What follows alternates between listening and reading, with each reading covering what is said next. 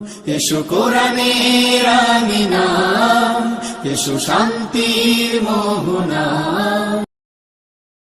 আসসালামু আলাইকুম রাহমাতুল্লাহ। আজকে আমরা কোরআনে বর্ণিত একটি গুরুত্বপূর্ণ দোয়া শিখব।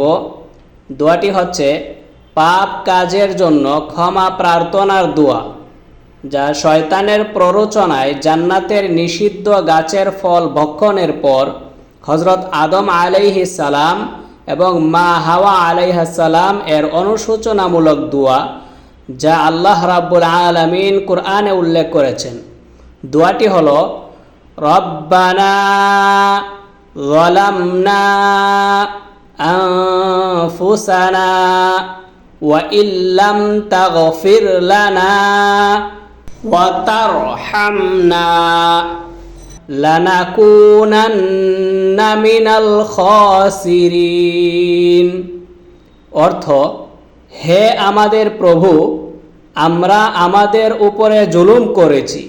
যদি আপনি আমাদের ক্ষমা না করেন, আমাদের প্রতি দয়া না করেন, তাহলে অবশ্যই আমরা ক্ষতিগ্রস্তদের অন্তর্ভুক্ত হয়ে যাব। সূরা আল আরাফ আয়াত 23।